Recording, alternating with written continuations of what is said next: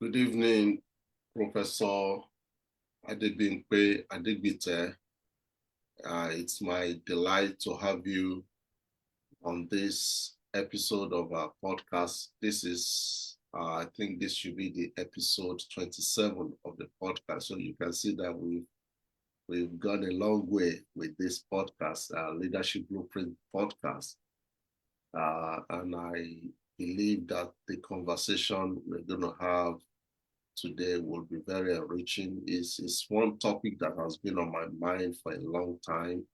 I've been hoping to find somebody who can handle it, and I believe you are competent enough to handle it, and that is why I believe it's going to be an interesting topic. Some people might think it's a little bit sectionalized, but I don't really see it that way because Yoruba community is huge. I think we have close to 50 million Yoruba Yes, worldwide, about 50 million. So that's not a small race. So and you find Yoruba people all over the world. You find them in the Caribbean. You find them in the New World, in the Americas. You find them in Togo. You find them in Sierra Leone. You find them in Benin Republic. You find them in Nigeria, of course. And then some people even argue that they are in Ghana. I've not really seen people that will really convince me. But some people say, well, they also have presence in Ghana as well. So the Yoruba community is huge, and we're going to be speaking about their the cosmology, their worldview, the philosophy that their entire belief system is built upon. And so the topic for today is building a civilized society through intellectual engagement of Yoruba cosmology, worldview, and philosophy. I'm very excited to have you here. And I know that we've spoken about this for some months, but because I know you are also busy with the academics work, so we couldn't really do it on time. So we had to wait till the summertime like this so that you can have at least some time to be able to do justice to it. Professor Adegbite, I would just want you to kind of introduce yourself to our viewers. This is a leadership blueprint podcast. What we do with this podcast is to kind of provide a kind of a blueprint of how we can restructure, reorganize, re-engineer our community, our society by using a template of what has already worked in the past and providing that template for people who aspire to do great things with their life, who aspire to bring changes to the society. They can look at what we are talking about and be inspired to create something out of it. So that is the whole idea of this leadership blueprint. So I just want you to speak to our audience, tell them who you are, where you are resident as a professor, the course that you do, how you've been impacting the academia world. People want to know you more. Thank you very much, sir.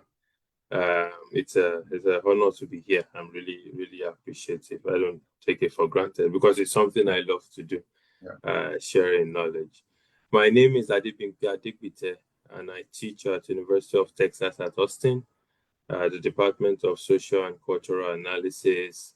I say I'm a linguist, and indeed I am a linguist. I teach anything related to language, but I'm particularly interested in intergenerational transmission of language, especially Yoruba language, but also indigenous languages in general. So I'm a linguist, I am a researcher, and in fact, this topic excites me because I've particularly I've written papers, I've done ethnographic research on the Yoruba people, on Yoruba language and Yoruba culture.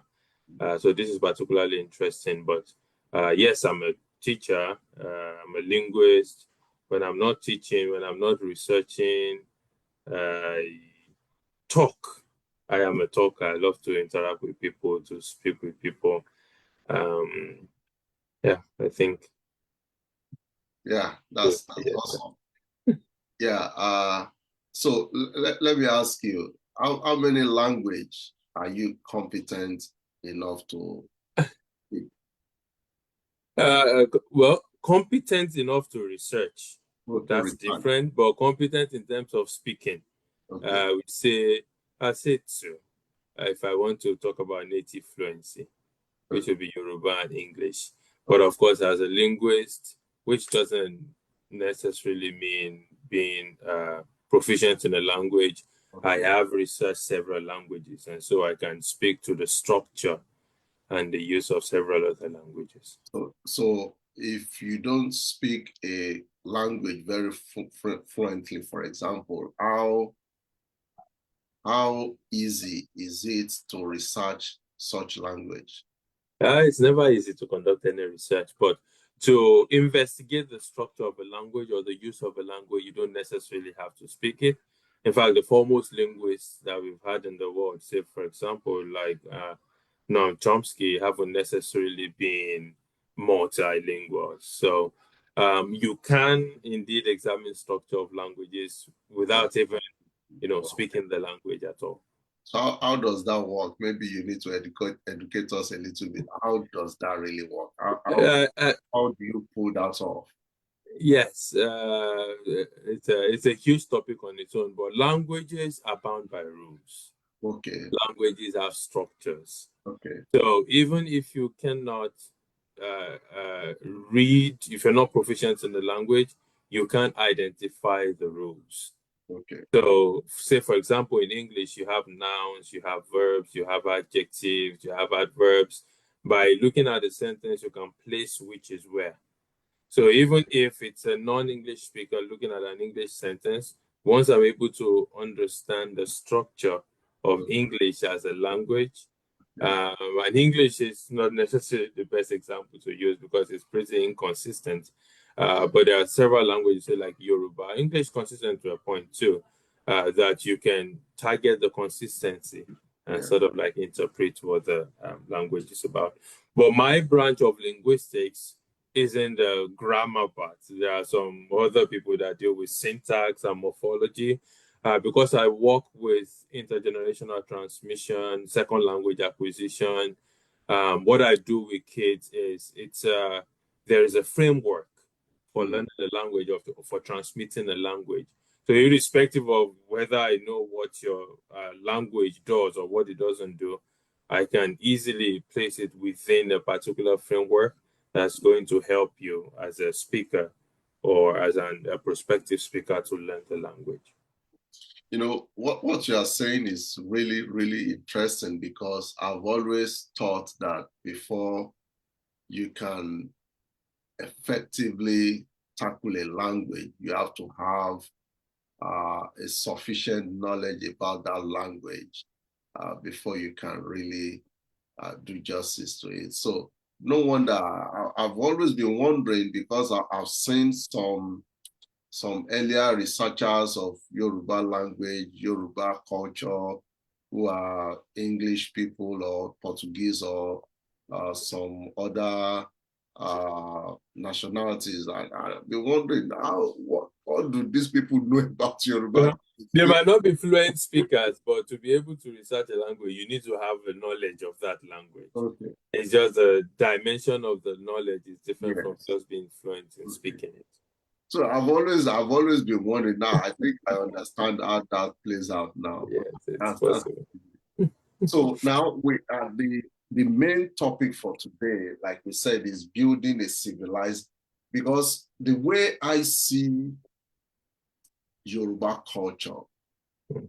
I don't know if it is going to happen in this century, but the way I'm looking at that language and the way the language is evolving now, I think a time is going to come that we're going to have a society that is developed through Yoruba culture.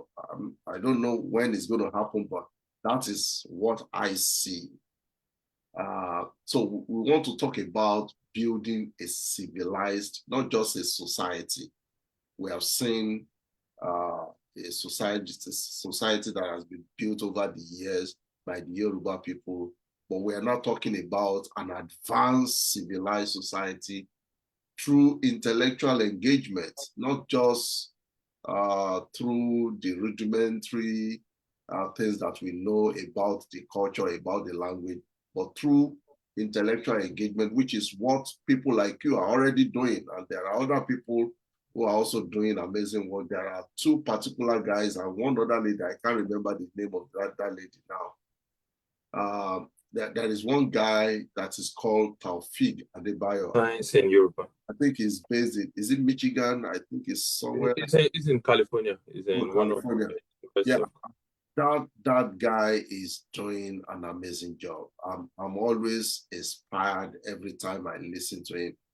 Every time I see him make a post, I always want to hear what he has to say because the guy has literally opened up space conversation through Yoruba language. And that for me is very, very critical to the future of Yoruba language as I see it. If I were to be people in government in Nigeria, for example, these are the kind of people that I believe the people in government should be working with, particularly the southwestern governors of Nigeria. If Nigeria cannot take it up as a project, the southwest governors of Nigeria should see it as somebody. Not only him, there are few other people that are also doing amazing work. There is this other guy that is based in Ibadan, Arujile, who has been doing a lot of documentaries. And it's really, really amazing. And that tells you that if Yoruba language or culture continues in that trend, then in no time you are going to see a society, a civilized, an intellectual society is going to emerge from that. So I just want you to make us understand, because we've heard different stories about Yoruba people, where they came from. Some people say they are from Ile-Ife. Some people say they are from Saudi Arabia. Some people say, of course, it is understandable if people make argument of the ancient Near East. If people make argument for that, it is understandable why it is common knowledge that it seems as if civilization actually spread from that area. But I just want you to make us understand. You have been doing research in some of these areas. Who are Yoruba people exactly? Yeah, thank you very much. So that's a very good question. I will speak to the somewhat religious aspect first, because we want to, and respectfully, distinguish between the sacred claim that Ife is the place where creation began, and the historical question of how different Yoruba populations developed, because such sacred narratives, of course, they do express identity, they express values, they express legitimacy, but they don't necessarily function like modern archaeological reports that are, given the evidence that are available for that. But at least what we can say is, or what we've known from actual archaeological reports, is that Yoruba are not merely an ethnic population. It's not just one group of people. They are historically diverse, but interconnected. The civilization is interconnected because of the language and intellectual traditions. And the language and the intellectual traditions have of course, influenced Africa and the wider Atlantic world. So we can say the Yoruba are a major African ethno-linguistic in terms of ethnicity and language and civilizational community. Because I would come to the topic in a bit. I was going to speak about that as well. And their ancestral homeland, extends principally southwestern Nigeria, but also into neighboring countries like Benin and Togo. And of course, they've spread around the world from that. But from the inception, folks have typically described themselves as, say, Oyo, Ijebu, Egba, Ikiti, Ijesha, because they've had their structures, right, before these communities that have their distinctive dialects, by the way. Most of them had their distinctive political arrangement, they had their histories, they had their local traditions, but were connected or interconnected by mutually intelligible varieties of Yoruba. Because if you go to some parts of the Yoruba span, Southwest, there are some varieties of some dialects. Yeah, that always amazes me. Each time you move from one area to another area, you just see sudden switch in the dialect. It's minimal, but you know something has happened here. Oh, some are more than minimal. Yeah, some are more than minimal, but sometimes when you move maybe from a village that is very close to one another, then you village, you just see the sudden switch in the accent and in the way Yes, sir.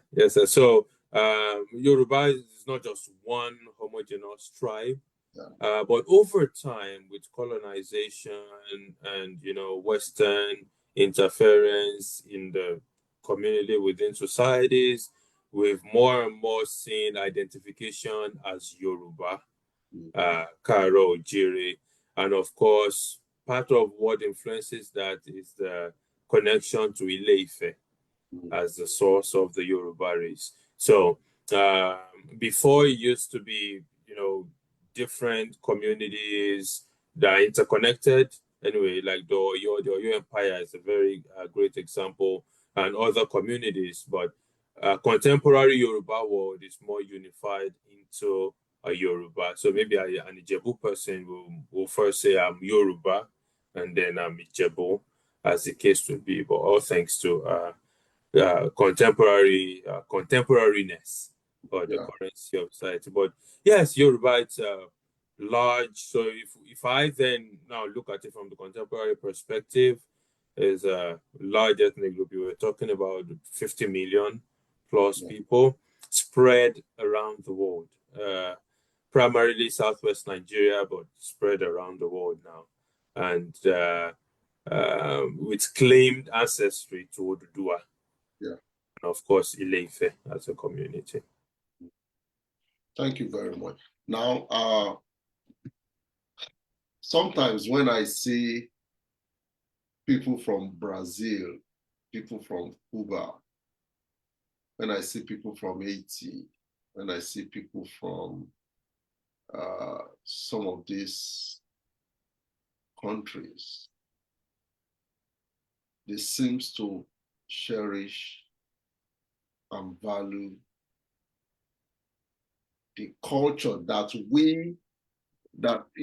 sometimes when maybe I would even say maybe over familiarity, or maybe we don't even value what we have. I don't even know which is the right word to use. But when you see the value these countries that I've just mentioned, or these people that I've just mentioned, if you see the value they placed on the culture, on the religion, on the worldview, on the cosmology, and the philosophy of Yoruba people as a people, you will be amazed.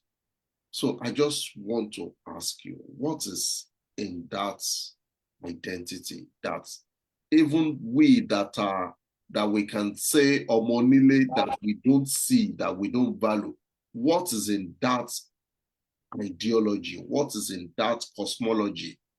What can we say is a worldview that is so unifying, that has made the race to have grown from, I don't know from how many people to now over 50 million people worldwide? Thank you very much, sir. So one thing, and of course, I'll come to the question of cosmology and worldview, which are very connected topics. One, the Yoruba people will say, "Ogunta fowoshi enyaru when there's a charm that is given for free, it's difficult to value it. And I think you answered that a bit in your within the question, the fact that when you are within something, you don't really value its existence. There's another Yoruba adage that says, "Tí ọ̀pọ̀lọ́ ò bá tí bọ́ sínú omi gbígbóná, kò ní mọ̀ páyé pé méjì." That is, if you tell a fish about water, it probably would not understand what you're saying because it's lived there all its life, right? But if you throw, if I say an animal that can't swim into water, when you bring a fish out of the water, it appreciates the water more. And I think that's the issue why you have a number of Yoruba in diaspora, even those that are not necessarily diasporic, like neighboring countries and like Benin and Sierra Leone, for example, appreciate it more because they are in a position where they can see more into the culture than those that are actually within it. But when we talk about Yoruba cosmology, worldview, and another related topic, philosophy, they are related, but they're not the same. So Yoruba cosmology has to do with the structure of existence. That is, what is the universe, for example, you might ask, and what kind of beings do you have in the universe? And how are human beings connected to the divine, to nature? So Yoruba talks about Orun and Aye. And of course, Orun, that's the spiritual.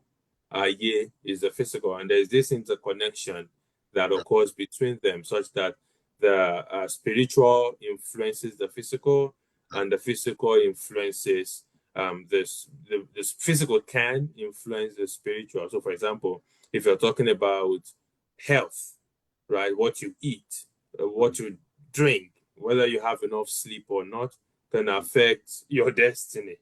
Right? That's the physical affecting you. You might die untimely because you're not taking care of your body, which then truncates what you have, to achieve spiritually. So that's part of the cosmology of the Yoruba. And then it also talks about Uri, such that the individuality that exists within a communal culture, so that Uri belongs to each individual. It's your responsibility to take care of your Uri, to appease your Uri within the cosmology of Orun and Aye. So that's Yoruba cosmology, interconnectedness of existence in terms of the spiritual and the physical. But the Yoruba worldview. Oh, one thing I also did not mention with the cosmology is Yoruba also believe in Ashe, which is how sometimes the spiritual is used to affect the physical, right? And Ashe has to do with spoken word and the power that comes with that. And a worldview generally is orientation through which a people interpret life. And the Yoruba worldview is relational in nature. Yoruba will say, "Eniyan show me, people are my clothing," right? So while it recognizes the individual, like we talked about in the Ori, it also, there is a communal nature to it, such that if the community is not successful, the individual cannot claim to be successful. That's why the Yoruba will say, "Olowo kan láàrin òtòṣì mẹ́fà, òtòṣì ni gbogbo wọn." If there's a rich man amongst 6 poor people, they're all poor. That's part of the Yoruba worldview. And so there is emphasis on respect for human dignity, respect for age and experience. Some of these you don't find in other cultures. it's rare to find, especially in some Western cultures. And Respect for age. also strong emphasis on virtues. Yes, virtues. So good character and moral responsibility, hospitality, community. That's the worldview. So there's no way you're going to be seen. And I've been in several places that people come up to me and say, "Oh, where are you from?" Right? Just because there's something they see that's different from. Some people don't even know the difference. It's just like African. When they see you, you're like African. And I would share this example. I was in a school in Miami, and there was an elderly woman that was trying to load a washer. The machine was a common area, and so I saw she was struggling. So I went to her and I sort of like helped with loading the clothes into the washer. And as I was going back to my own clothes, she said, "Where are you from?" So I was like, "Okay, I'm from Nigeria." I said, "Oh, I know it's not. I knew you had to be from another place." With just with a little accent, I didn't regard that as anything spectacular. But that's Yoruba worldview. And we also have very connected the philosophy, which is a disciplined reflection on reality, the knowledge, morality, personhood of the ethnic group. And we find that Yoruba philosophy in formal written texts. We'll also find it in Ifa literature, for example, in Proverbs, in oral narratives, like we were talking about virtue the other time. Yoruba places, as per philosophy, great price or importance on iwa pele or iwa omoluabi virtues, like we talked about. So we truncate, in fact, or we trumps, in fact, things like wealth, which some other cultures place emphasis Very on. right.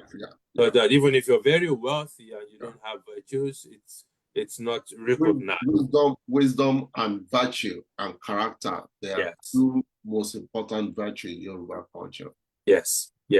So we see that they are tied, cosmology, worldview, philosophy, they are tied terms, but they all function together to keep the Yoruba community together and to emphasize the communality as opposed to a want for individual success, such that the individual can be successful, but within the communal success. This is very, very, very amazing. But unfortunately, I know you will agree with me that we are losing some of this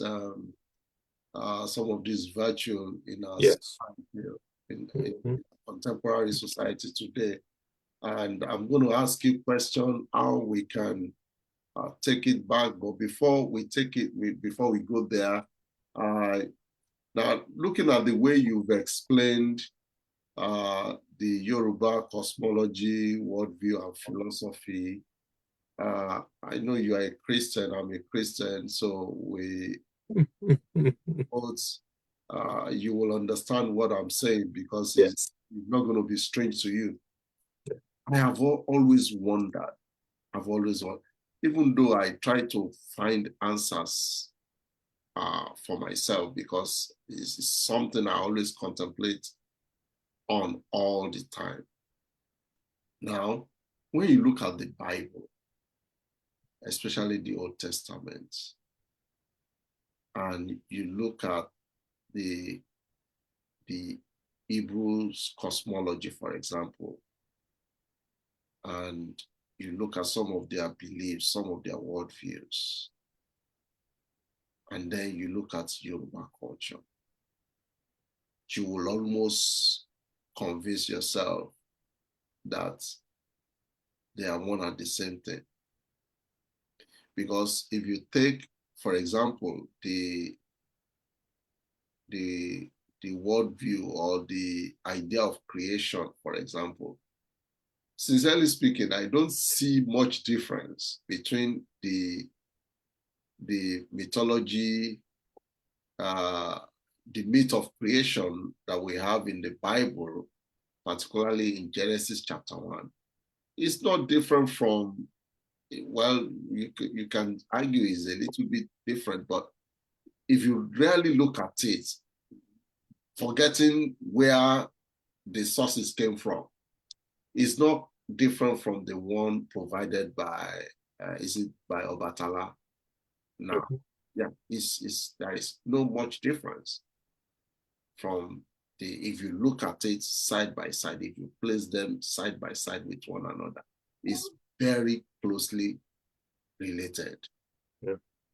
And then if you look at, for example, the idea of the way we name our children in Yoruba, for example, names in Hebrew, they are very, very significant to how somebody's destiny will always turn out to be. Most of the people who bears a name in the Bible, they ended up living to that name. And you can always say the same thing with Yoruba names. And that is why they will say in Yoruba that Ilela and Wo. Because there is every name a Yoruba man or a Yoruba person gives his child is loaded, is pregnant with meaning. They don't just give names. Those names has meaning. They have the antecedent. They have the focus where they are also going. And so if you look at that and you look at the Bible, can't we say that something that probably maybe is lost somewhere along the way is preventing us from putting the pieces together there? Thank you very much. That's a deep question. Yeah. I would say definitely there are similarities between Yoruba practices, especially in terms of religion, and as it has to do with Ifa, and Hebrew practices, those that are recorded at least in the Hebrew Bible. Can we draw lines? Can we draw historical connections? We might not have enough evidence. And there's something that I've learned doing linguistics is that similarity doesn't always mean connection. Although similarity means a high chance of connection. So bearing or given the fact that there are no concrete evidences to establish historical connections between both, I think this still doesn't take away the fact that there are similarities between, say, for example, the Ifa corpus and the Urim and Thummim from the Bible, right? So these connections exist; they are visible.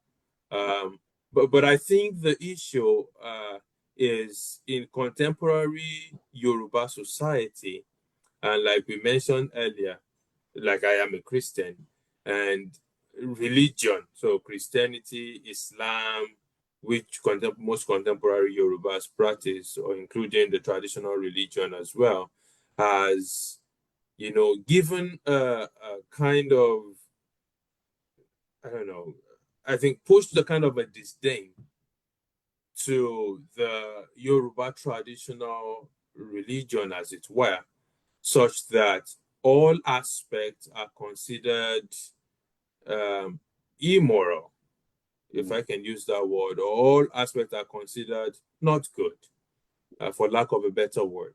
However, there are some aspects of Yoruba culture that, while they're tied to religion, are also, are also scientific. For example, if that makes sense, are also, and it's the case we say for for example, the Bible as well.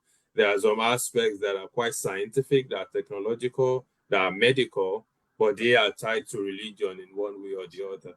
So back to the topic of this engagement, if we're talking about a civilized society, or at least using the intellectual knowledge we have to make a better society for ourselves now, we have to not throw away the baby with the bathwater, even if that is what we want to do. We have to recognize the fact that there are some things within the culture that is relevant to our scientific and technological process. And the Ifa corpus is definitely one of those. Thank you very much. Now, talking about the Ifa corpus now, well, I did a course in Harvard, Harvard University. It was a kind of an external course from my own seminary. That is Boston University School of Theology. So I went to Harvard to do a course on Yoruba. So I can't remember the name of the course very well now. It's on religion. It has to do with Yoruba religion and something like that. And I had the opportunity to learn about Ifa in that program. And for the first time, I could see Ifa beyond this fetish idea that has always been attached to it, that it is fetish, it is demonic, it is devilish. But if you look at, sometimes we are not always willing to investigate a matter before we pass judgment.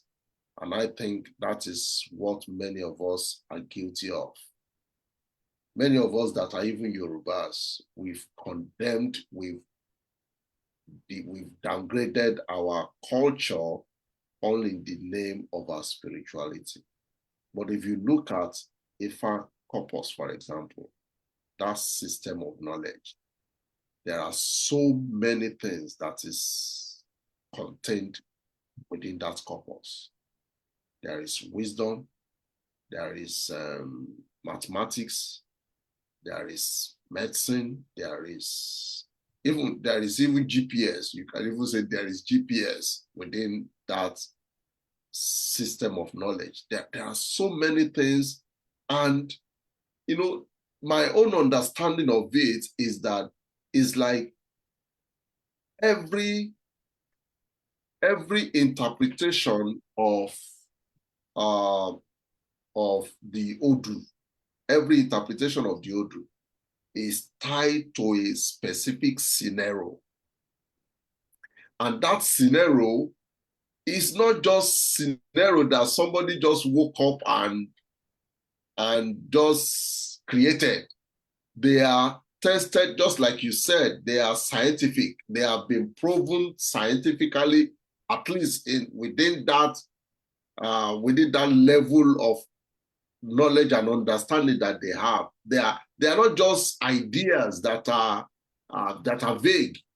They have been proven, they have been observed over a long period of time. They have been proven, and they can tell you categorically that this is the situation that you are faced with. This is the likely solution that you will likely have to adopt to be able to resolve that matter. And that is how a section, not the whole Ifa itself, that is how a section of the Ifa would work. And there are so many things you can even bring into it, like some of these binary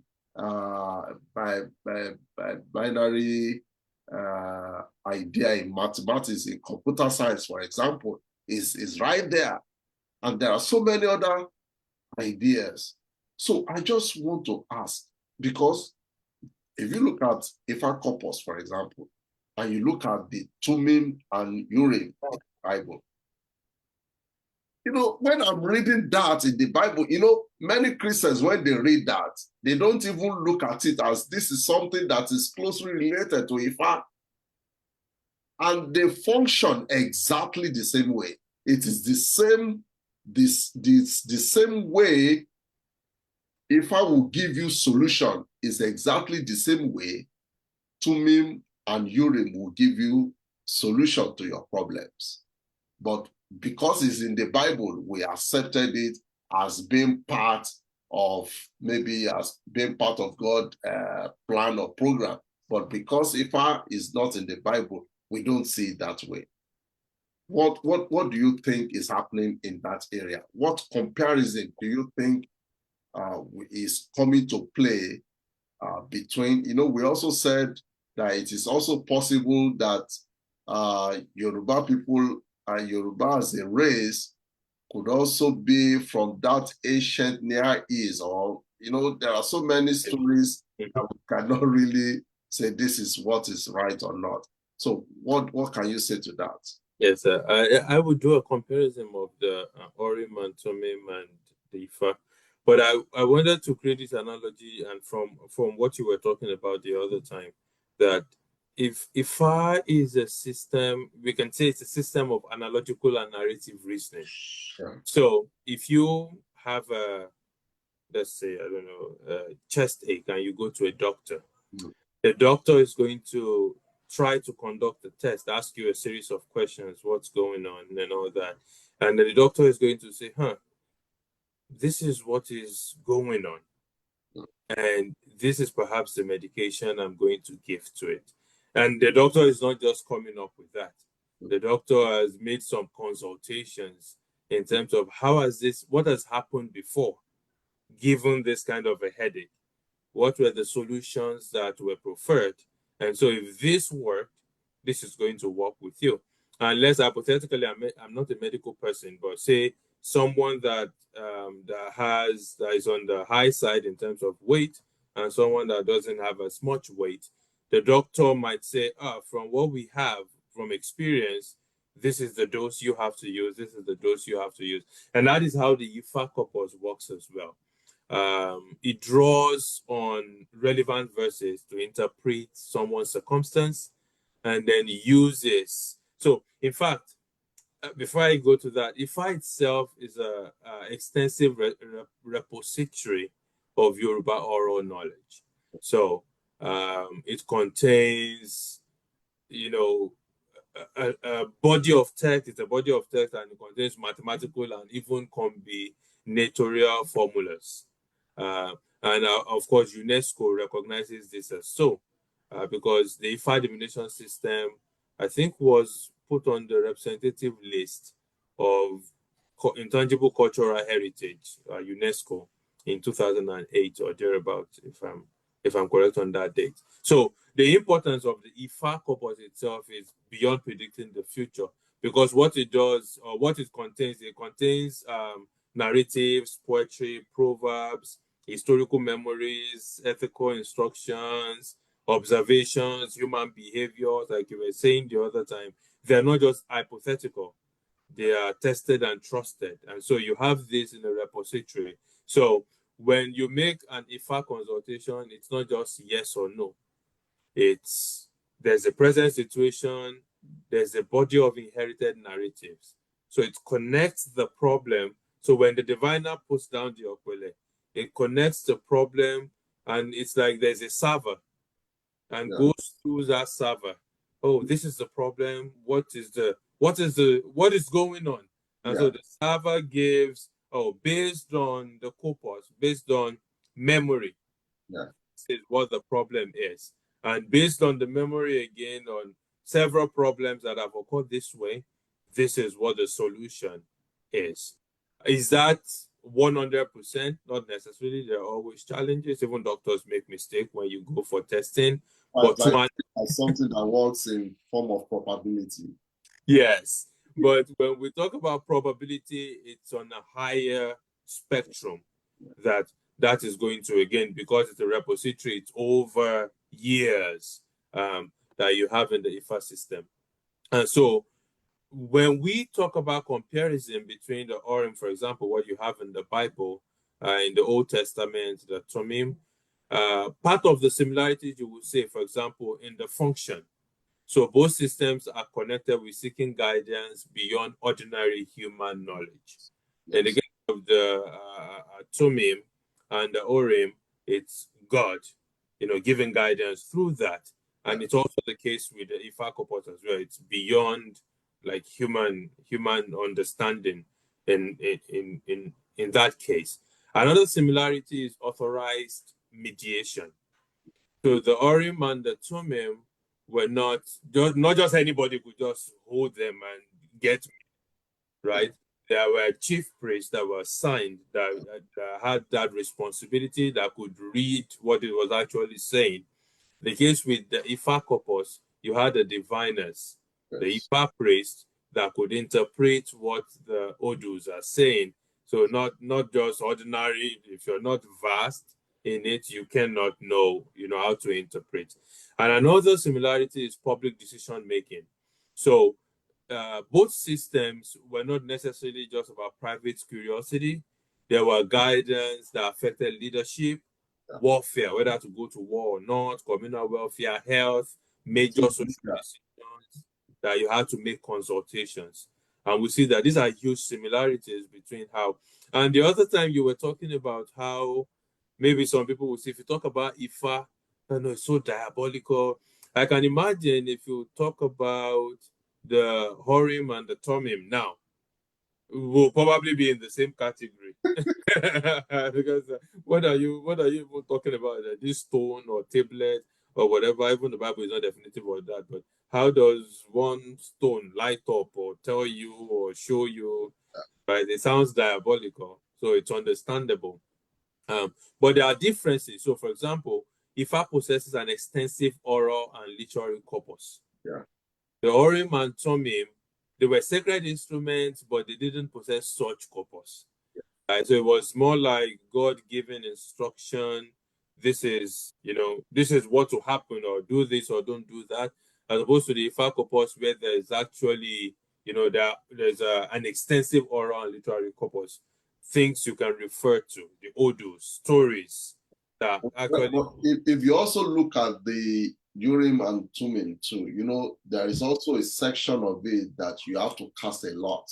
Yes. And the lot that is being that you have to cast has its own interpretation that will give you an idea of what you're looking for. Yes. So I just feel that is also very, very important, that even though it might not have as much oral tradition as we have in the Ifa corpus, but even with that, you still have to cast the lot, and the law still needs to be interpreted in the light of the provided scenario. Yes, sir. Yes, sir. And that is one of the similarities that we also have between the two.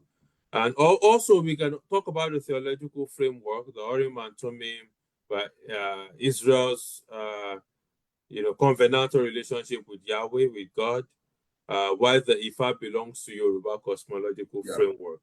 Well, then we can, and centered on Orunmila, as the case is, we can begin to argue the connection between both. But Ifa remains a living system because it's still practiced among the Yoruba people. And of course, the African Yoruba diasporic communities, the Urim and Thummim are not generally used anymore. Yeah, they are not used anymore.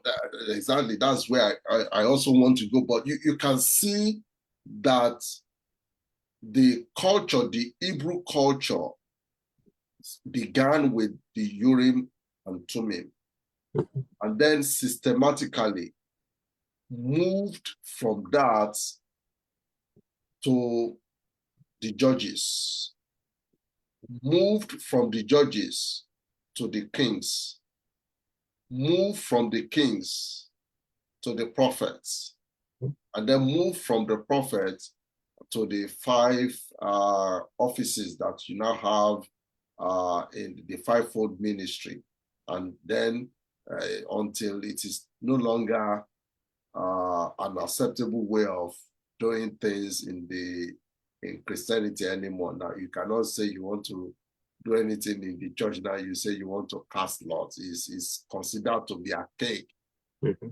Nobody does that. But even if you look at the way the apostles that replaced Judas, they still did some casting of lots, which signified to me that some of those things are still kind of interwoven within the culture, even at that level too.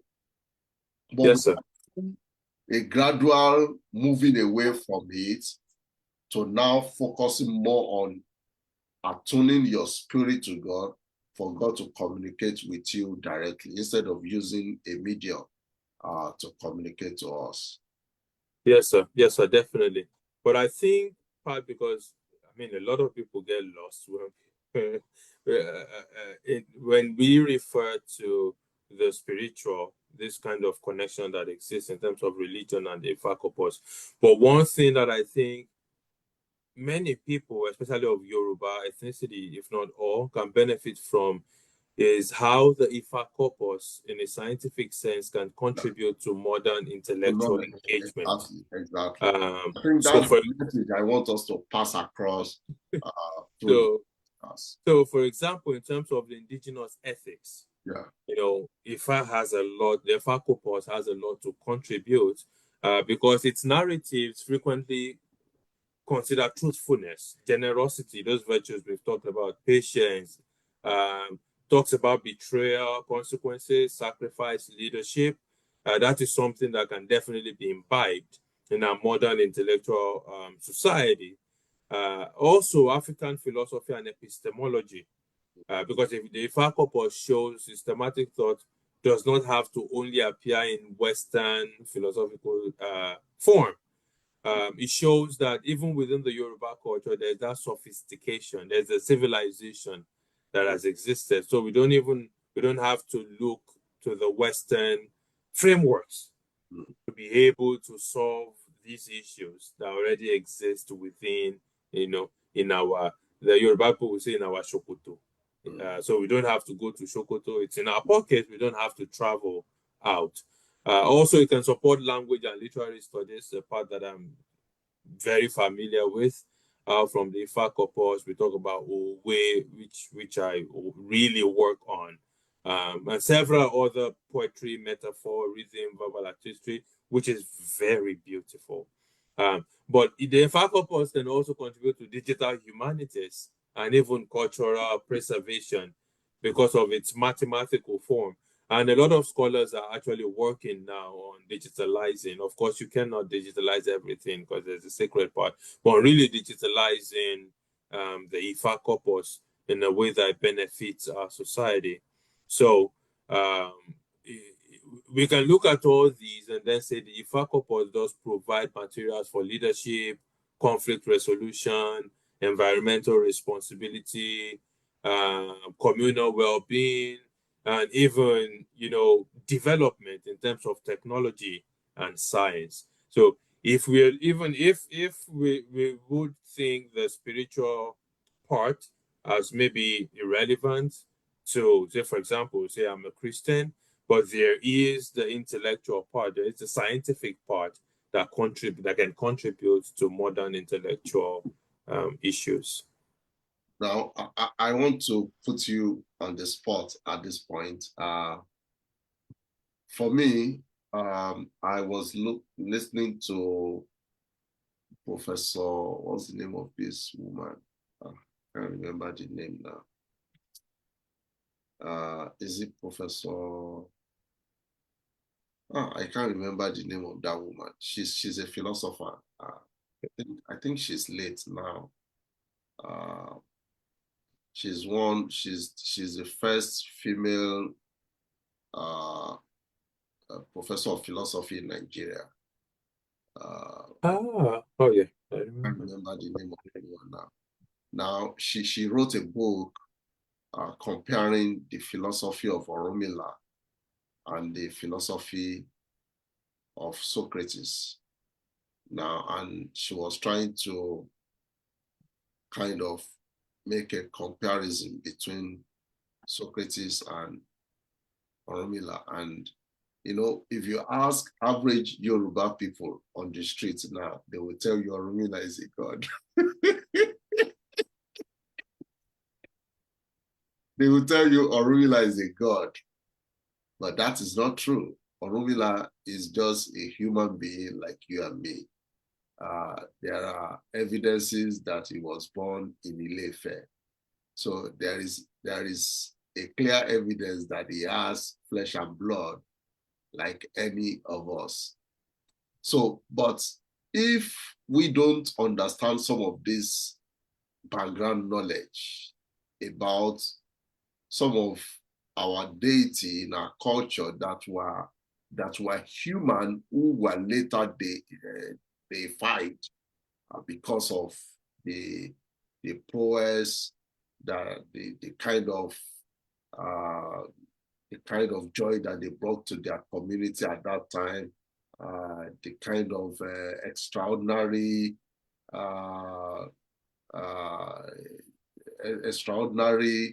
progress that they brought to the society at the time, that made the people to elevate them to the position of a god.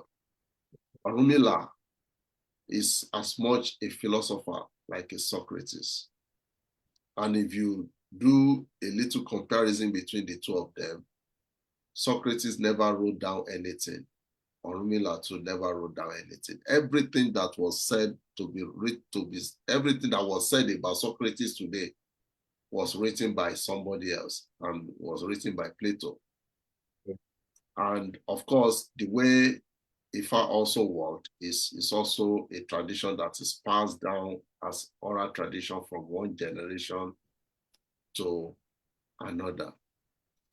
Now, for me, if you ask me, who is greater between Socrates and Orunmila,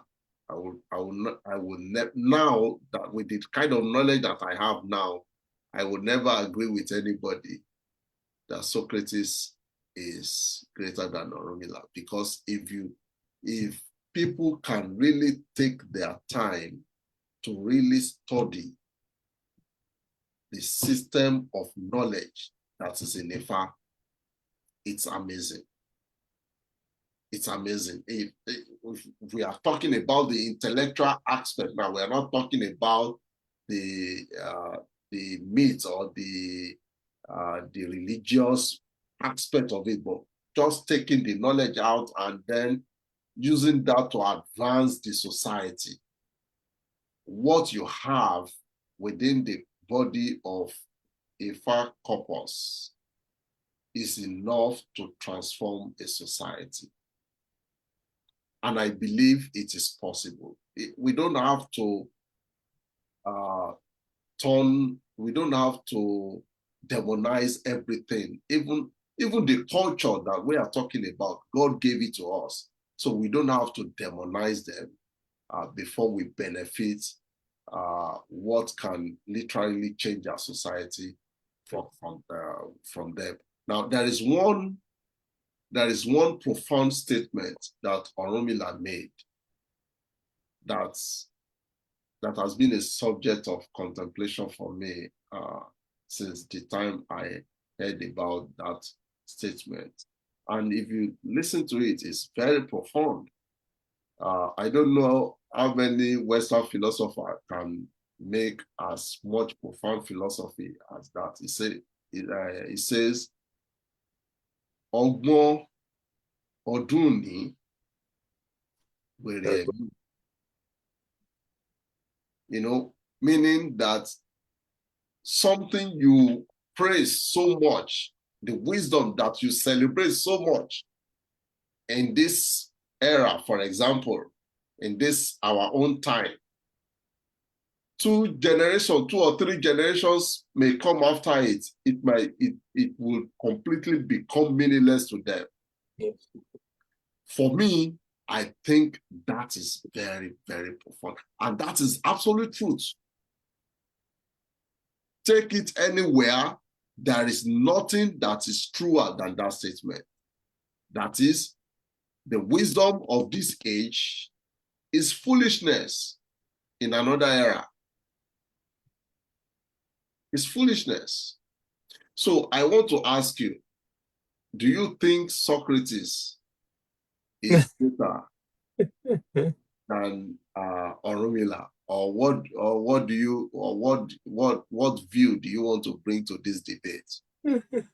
As a Yoruba person, of course, I think I will pick Orunmila over Socrates. But in any case, I think the idea behind such debate existing in the first place has to do with, so I took philosophy courses when I was an undergraduate, and we did talk about Socrates, Plato, all of those extensively.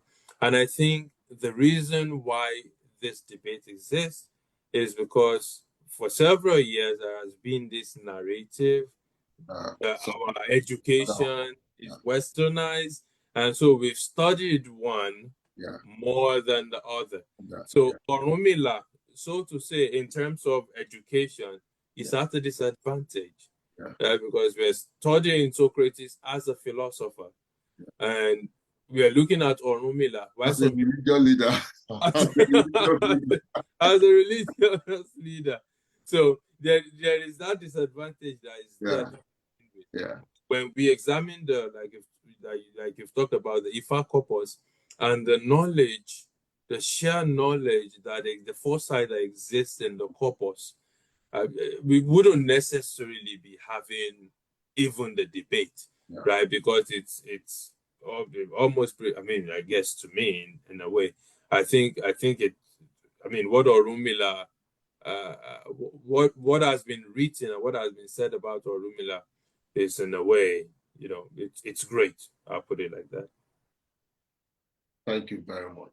Now let's move now to the aspect of leadership. This is another subject that has been of interest to me, and is one of the area that I've been doing a lot of research. My research is already beginning to shape me in one particular direction, and I'm going to see how that is going to lead me. I want to ask you, what is your take on the ancient Yoruba system of government? I know you mentioned about Oyo Empire the other time.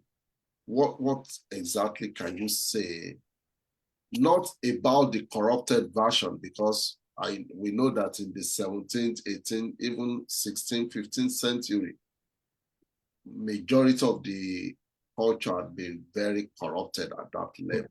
But when we look at the purest form of the system of Yoruba government, what can we say about the system of government in its elite state?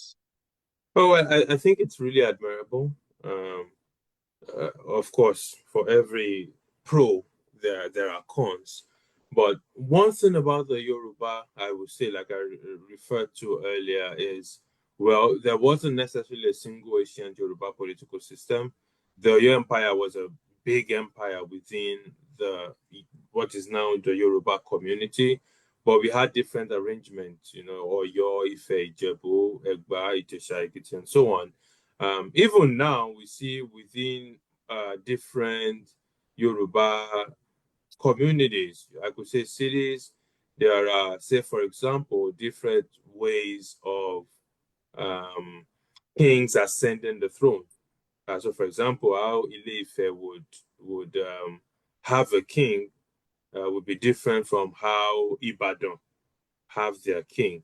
But one thing, if I would use, say, for example, the old Oyo system, which was a very big empire, as an example, where the Alafin was a very powerful ruler, but his authority, the Alafin's authority, was constrained by institutions such as the Oyomesi, which is a council of leading officials. But what I would say, I think I can summarize the ancient Yoruba system of government. If I would look at the takeaways or the valuable aspect of that system, one would be consultation. Ruler was expected to consult. So government wasn't a private business. And I'm taking the Oyo Empire as reference point now. It wasn't a private business of an individual. Important decisions require deliberation, require consultations, sometimes with Ifa, God, representing God, or even at the minimum within the council. Also, there was a system of checks and balances. So authority was distributed among political, religious, there's military, community. In the Oyo Empire, I talk about Bashorun, you talk about the Oyomesi, you talk about the Alaafin. Authority was distributed. So one person wasn't necessarily too powerful. there were checks and balances. And we see that even in our current society, but it's not practiced as purely as it was, purely now I would say as it was in, say, the ancient Yoruba system, because there was more accountability then. We talk about Oban Shigbawo, kings committing suicide, right? Because the kings knew they had to do well, because if they didn't, the consequence was severe, as opposed to in the modern times where everything goes. Anyway, moving on, there's also local administration.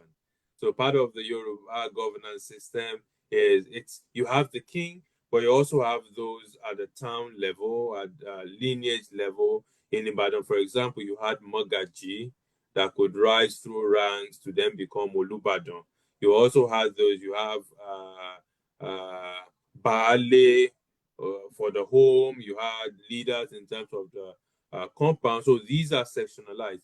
If we look at our contemporary governance system, we talk about local government, state government, federal government, all these, as we can see in the purity of the Yoruba system already existed, right? Some of those we copy now, but it's unfortunate that they're not being, I guess, well copied, because that accountability isn't necessarily as much as it was. But there's also the moral legitimacy. So political authority was connected to moral and spiritual obligations. And you were not only a leader politically, you were also a leader spiritually. And that also, leaders showcase that in how they behaved, in what they modeled. So it was not only making legislation or saying what policies should be, but you also had to embody, that culture, that tradition. Unfortunately, one thing that isn't necessarily as popular in our modern system. Of course, we can look at some of the cons as well, because when we mentioned the cons, like political representation was unequal. We can talk in terms of age, gender, and status, but overwhelmingly, we do see that the ancient Yoruba system of government had, the accountability, the checks and balances, the consultation, local administration, the legitimacy, the embodiment of the spiritual as well, that caused the system to be beneficial to everybody in a way, and caused everyone to be accepting of whoever their leaders were. I think some of what we have in the system is copied in modern times, but there is need to go back to the board and see some other things that have been left out, right? Because there's no way, if you want to be corrupt, you cannot. There are some of these ethics that you cannot practice. So there's a way to go back to that drawing board and then bring back those things that made leadership not only about money, right? Or not only about influence, but about, like you mentioned when we started, wisdom, the virtue, and character. Thank you very much, Professor Adebimpe. Now, I want to take you to the question I said I was going to ask you later. Now, I know I was going to ask you, how can we rescue the moral decadence that we have within Yoruba culture? And the way I want us to look at that is by also looking at it this way. Now, if you look at the Yoruba system of government, which obviously is participatory, consultative, there is consultation, there is participation, there is representation. And if you have all these layers of system that contributes to that system of government, ordinarily you shouldn't have problem. But when, particularly if you look at the earlier Yoruba movies. I'm not talking about the ones they are doing nowadays. Now everything is just about some I don't even want to I don't even know what to call it. So some of the stories they write now, you know that these are not, they're just fictions. Yes. They are not reality. So I believe, for me, I believe movies should be something that is relatable, something you can pick something from, something you can build a society from. That is the way I see movie, and that is why I cherish the movie produced by Opomulero, for example, or by this Kule Folayo. Those, yeah, Tunde Kelada, Tunde Kule Folayo. Those are the two people that I respect. They are the one who are truly passing message across to people. Every other people are just looking for money to make from the industry, but those are the ones that are really doing it the way it should be done.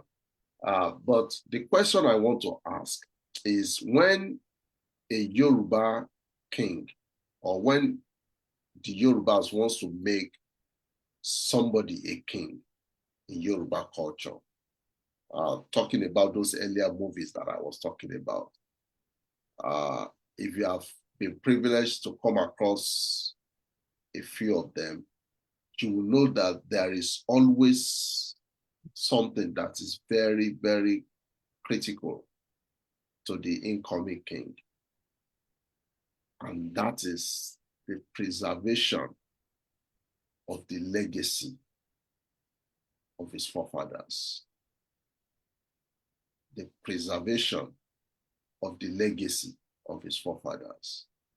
And that is why when the Ifa priest that is going to do the divination, Ifa divination for him, he will say, Láyé Olúgbọ́n, there was peace. Láyé Àrẹ̀sà, there was peace. So in your own time too, there should be, that idea. And for me, that is very, very important, because that is how you will know where we are coming from. So anybody who is coming into a position of leadership, your priority should be to preserve legacy, not to damage the legacy, not to corrupt what you have found on ground, but to preserve and even surpass what you met on ground.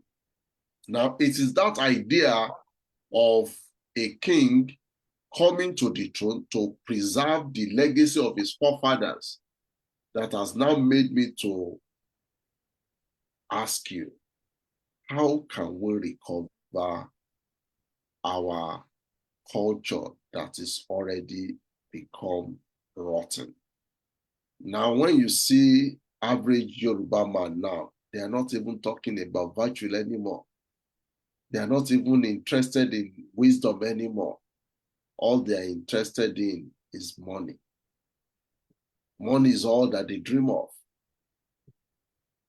Whereas in Yoruba culture, it is Iyi first. I mean, it is Iwa first. It is Iwa. Then Ìgbà tó bá níwà, wà níyì. Ìgbà tó bá níyì, then you have every other thing. But today, people don't even care about Iwa anymore. They don't care about character anymore. They just, all that they want is money. And you can already, I don't want to mention any name. You see somebody, one of these young social media influencer did his wedding yesterday, and I was looking at some of the some of these media personalities that were coming. You see some of them, all of them coming with soldiers, coming. I say, what has this society become? Everybody wants to be a big man over everybody.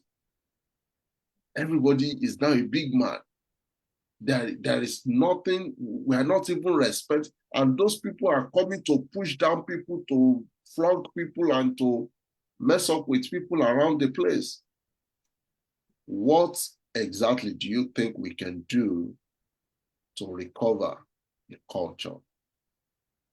Thank you very much. Wonderful. So the point we're raising the on Iyi and Owo, in fact, there's a Yoruba adage that says on Owo lo pade Iyi lọ́nà. So Then you don't know what you're looking for money, and yeah. then you meet Honor. honor. Yeah. If you get the money, you're going to use it. To But buy honor. I would say that's probably ancient Yoruba thinking, Yeah. because nowadays folks will even use their honor to buy money. Yeah, exactly. But I think, like the Yoruba say, pé amúkun ẹrù ẹwọ́, ó ní òkèlè ẹ̀wọ̀ ẹ̀wù sàlẹ̀. That you're looking at the symptoms while you're not really looking at the root of the problem. And I think the root of the problem is lack of intergenerational transmission. I don't think the culture, in fact, let alone the language, even the basic, because language and culture work together.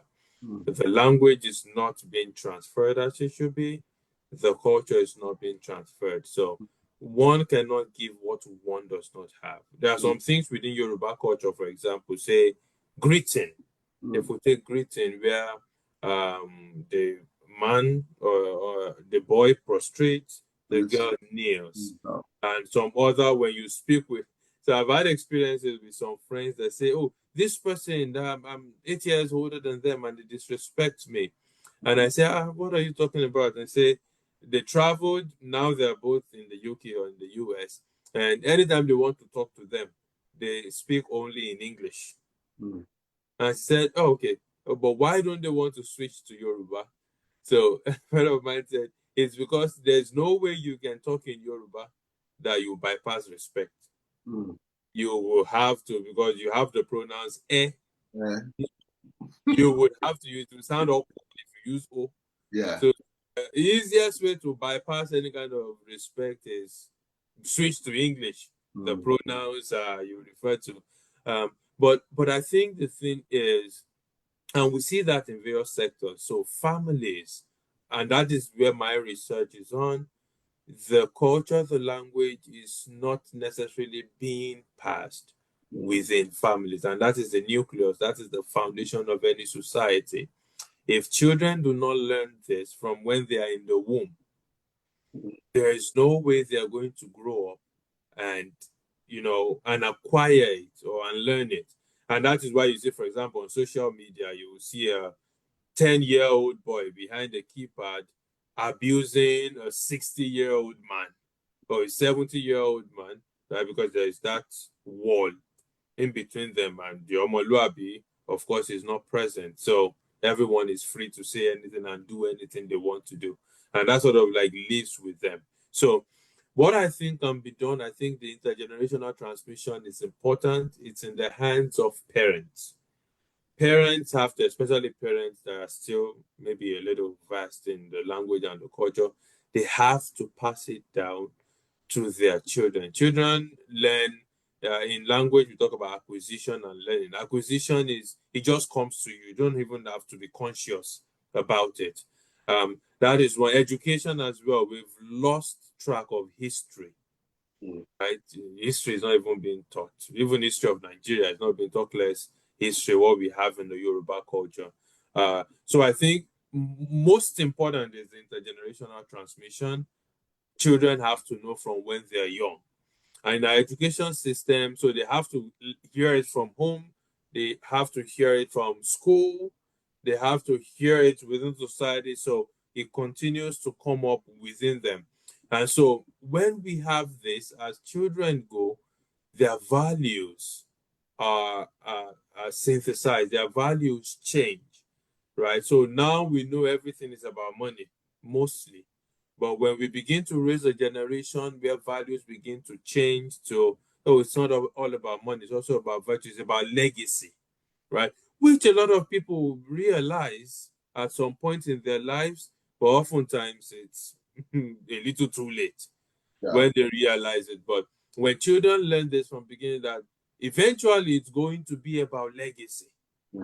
So they can begin to map, and then you can have more communality, more respect, more patience, more love existing within our society. So I think education also, I mean, there are other things, but primarily intergenerational transmission, which is in the hands of parents, and not necessarily parents alone, relatives. I'm an uncle to someone, I hold them, passing that along to them. And then our education system as well.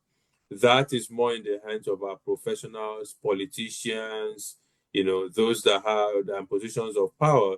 But even if we don't have access to that, the intergenerational transmission is within our reach. Thank you very much. The next question I will want to find out your view is looking at Yoruba culture, not just the language now, but looking at the culture and sometimes I try to ask, of course, people will argue the slave trade assisted Yoruba culture in moving around, but it wasn't only Yoruba people that were enslaved. Why is it that it is their culture that survived all over the place? Now, so what can you say accounted for the presence of Yoruba culture in countries like Cuba, Brazil, Haiti, Dominican Republic, all those countries, Togo, Sierra Leone, Benin Republic, Gambia, and some other countries? What do you think actually, what can we say scientifically speaking now is responsible for the presence of the culture in all these places? Hey, thank you, sir. So the spread of the Yoruba culture to well, some we can say spread, some it's more like domicile. So I will categorize into four. One is the existence of territories, ancestral Yoruba territories across present-day national boundaries. So if you're looking at, say, Togo or Benin, before Nigeria became Nigeria, because that map was drawn by some people, the Yoruba community or the Yoruba empire, so to say, or the Yoruba nation extended beyond what you now have as Nigerian borders. Right? But for the sake of drawing a border, there had to be border somewhere. But say Benin, which is a border country with Nigeria, there are traditional Yoruba people that existed in what is now Benin, but because of the drawing of the boundary, caused the gap between those in Nigeria and those in the now Benin. So for some countries in Africa, that's the reason Yorubas were present there, like they are present in other cities in southwest Nigeria. But that drawing of map just cut things off, and so they had to interact in that way. Another reason is regional migration, trade, which has always been from time immemorial, warfare as well, political expansion. So for neighboring African countries, trade as typical with any other human race, warfare, displaced people move from a place to another. For example, some warriors, if we take Oyo and Ibadan as cities within Nigeria, some warriors moved from Oyo State to, from Oyo, the old Oyo, to establish Ibadan as a city as well. So this was also the case across what is now country borderlines that we have. The third is forced migration, the slave trade. And this is the case for a lot of countries in the Americas. So when we talk about, say, Brazil, Cuba, a lot of countries in the Caribbean, the issue with a lot of countries in the Caribbean was, well, one, slave trade, but also some freed slaves who didn't know where they were going back to had to return to those countries. Another prime example is Sierra Leone, for example, with the capital being Freetown for freed slaves. So the first transatlantic slave trade was also a major factor. And well, I guess because of the power of the culture, of the religion, those that were taken as slaves were able to still sustain some form of the religion, some form. In fact, for like the Lukumi, for a lot of presence, like in Brazil, in Cuba, the Yoruba culture has been sustained within the religion. So religion was sustained, and so there are parts of the language of the culture that are sustained in that. So that's the third reason for the spread of the Yoruba. And the fourth is modern voluntary migration. If we look at it at the contemporary times, Yorubas are very mobile. You can compare that with other ethnic groups in Nigeria, for example. But Yorubas are mobile. You go to China, Australia, whatever country you want to consider in the world.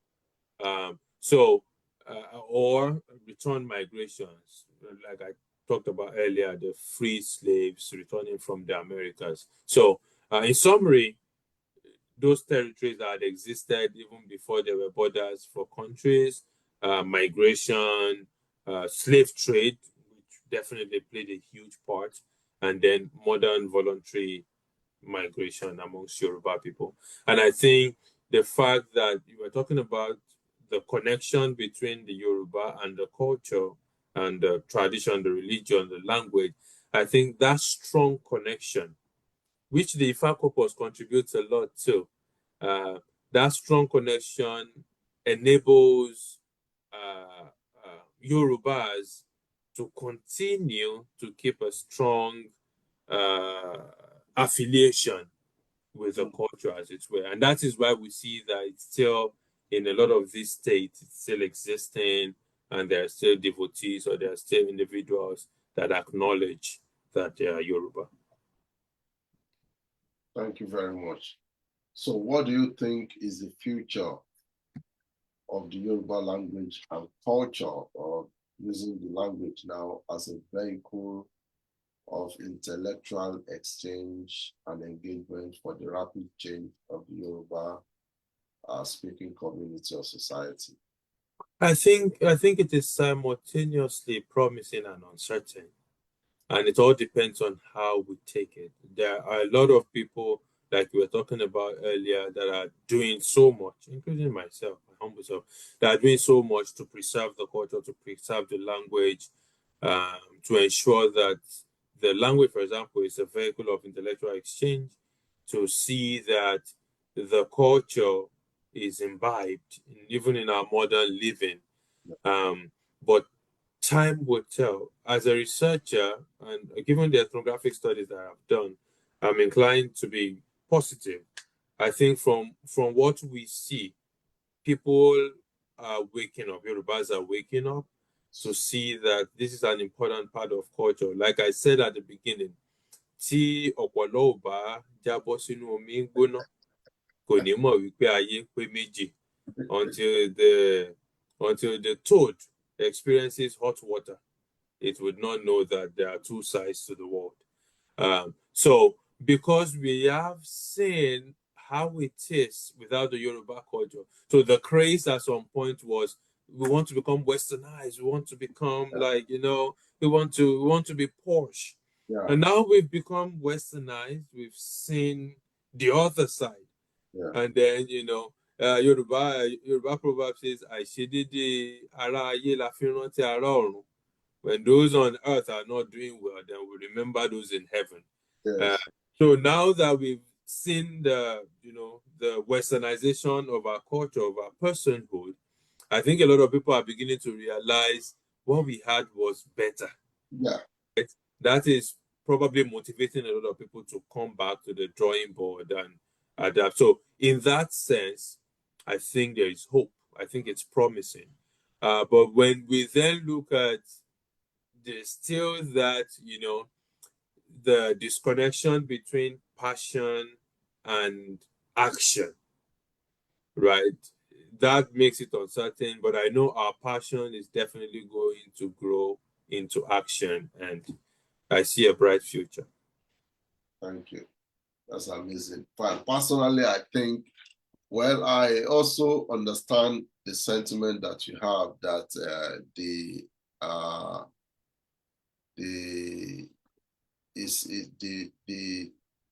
the future is, one should have a mixed feeling about it, but I'm more tending towards a brighter future for the language, because the space that some of these guys that I mentioned earlier on, what they are doing is groundbreaking. Is a major, and I've also seen a few things that you also are also doing. I think it's a major ground shifting war that is happening. There is also this lady that is based in UK that started teaching AI in Yoruba. I've forgotten her name. I don't know how her name escaped my mind. And she's doing, but unfortunately, she has kind of moved away from there, now doing more of LinkedIn coaching, teaching computer science on LinkedIn, which is okay. But for me, if I were really to advise her, I would have asked her. It might appear as if there is no much money there, but just like we said, legacy. Sometimes that legacy might be more important than just finding a way to make quick money. I'm not saying what she's doing is not right, so I'm not, because I know she might get to see it. But I just appreciate the aspect that she started with earlier on, teaching basic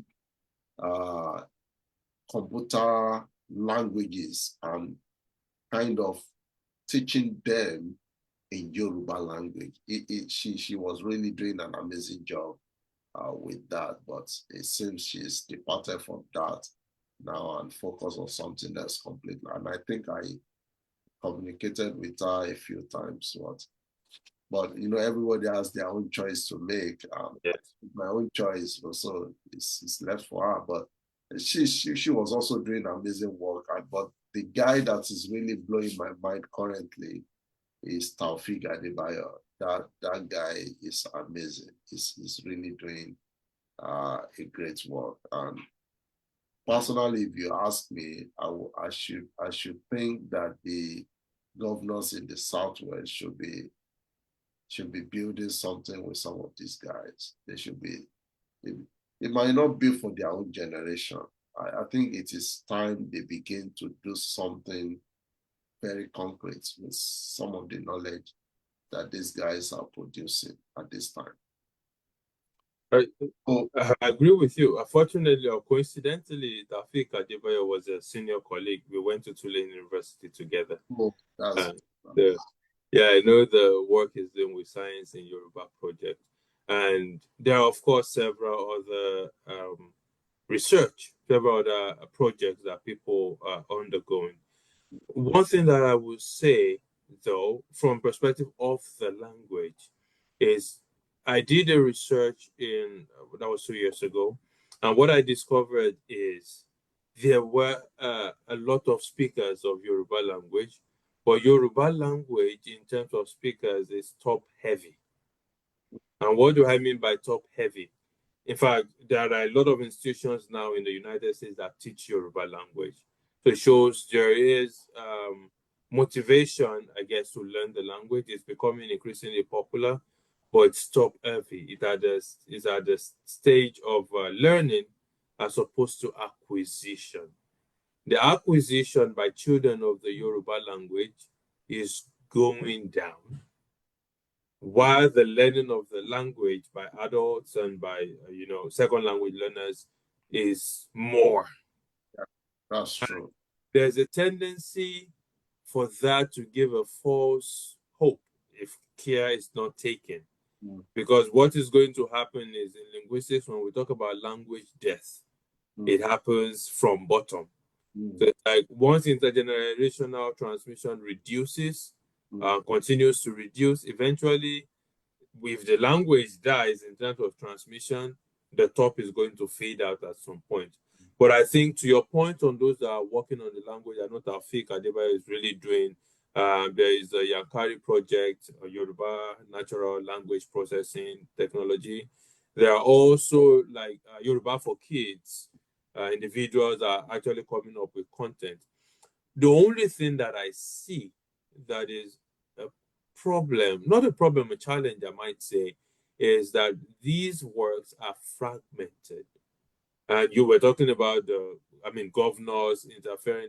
I think one difference between, say, languages, Western languages, and say our Yoruba, is the fact that great groundbreaking projects are embarked upon by individuals as opposed to like institutions. And when I mean institution, not like universities, institution in like expert collection of people, right? So a kind of an organization that you have some kings present, you would have professors present, you have maybe market women, men representatives present, that kind of a college of an institution that would have enough authority to be able to actually push out, say, for example, new words or new innovations, and would be acceptable by people generally. I think individuals working on projects, it's great, but it runs the risk of, everyone just, so for example, I might talk about what is the Yoruba for dinosaur. And if I type it on Google, perhaps like 10 scholars have all developed different names for dinosaur. There's no harnessing. So which do we stick with? That's only, I think it's something, a challenge that and I understand, again, folks want to do things and be named as those who have done the thing. But I think it will really be helpful for legacy, like we've been talking about, have coming together so that it's more authoritative. Then another question, which will be my last question for this podcast, is I know you have mentioned some groundbreaking work that is being done by some of these scholars and individuals. Are there specific groundbreaking work that is going on that is not known to the public that some of these Yoruba scholars are undertaking currently that you are aware of?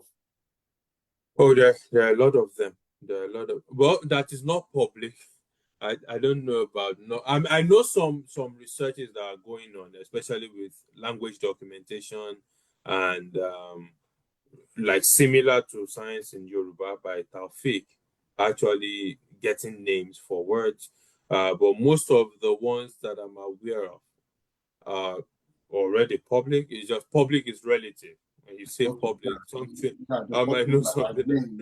Is it common knowledge to everybody on the streets? That's the public. Unfortunately, I don't know if there's any groundbreaking Yoruba research that is common knowledge to everybody on the street. Even the Science in Yoruba. Yeah. Yeah, people you will tell that to, and they have absolutely no idea what you're talking about. But yes, the Science in Yoruba project. I talked earlier about there's a Yoruba natural language processing and language technology. I think the Yankari project. Anyway, so it has like Yoruba data sets that has like, I think, up to 40 million or a little less than that tokens for developing language models, translation systems, and other computational tools. And I think that is still being updated. And there's this Niger Voices, I think. It's a project, and it includes, I think it includes Hausa and Igbo as well, but has Yoruba speech text data set that involves, like thousands of hours of recording from different speakers, right? And the way digitalizing pronunciation, and the system is able to recognize tone marks, automatic speech recognition. So it would help. So, for example, you have Spanish to English translation if you're using Google. So digitalization is where you can speak Yoruba, and that immediately converts to English for the purpose of translation. It also makes the language more popular. Anyway, and of course, resources for teaching kids. My kids use some of those, Yoruba for Kids being one, and some other resources as well. So I think researchers are doing a good job.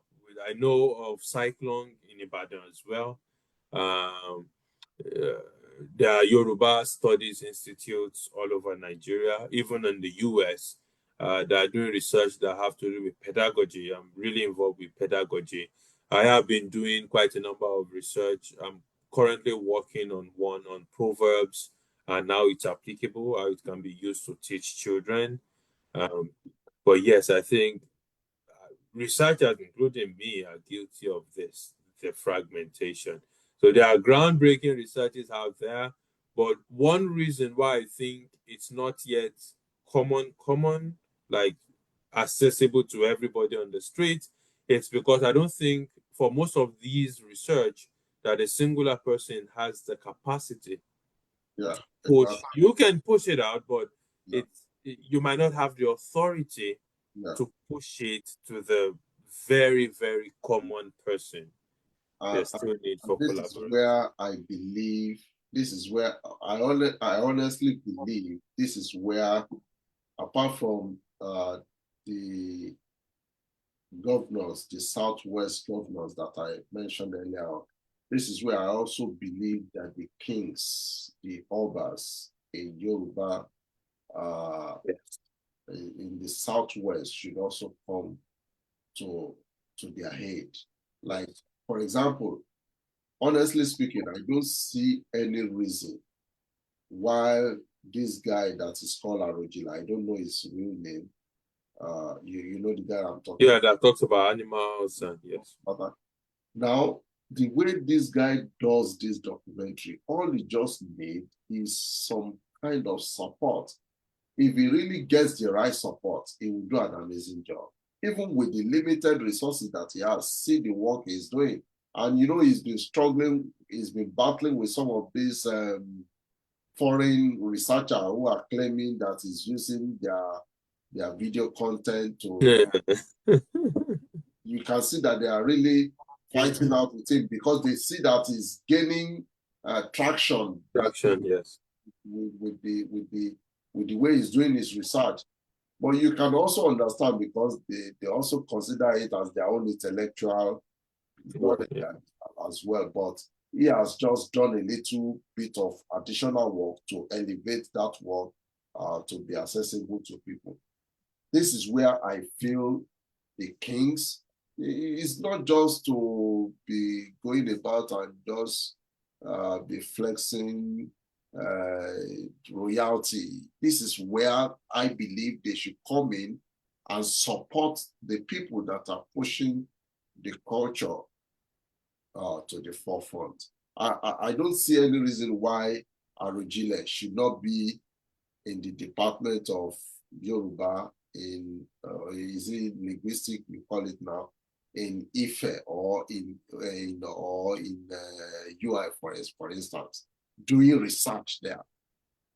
I don't see any reason why this guy should not be in any of these two universities or any other universities that embraces that the work that he's doing.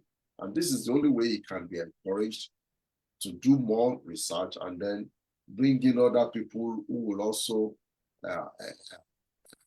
expand that territory. I really feel our individuals, our rich individuals, they should really come up at this time to help some of these guys that have these good ideas that we can see that if they are well supported, they can really create something that will really be enticing for the society.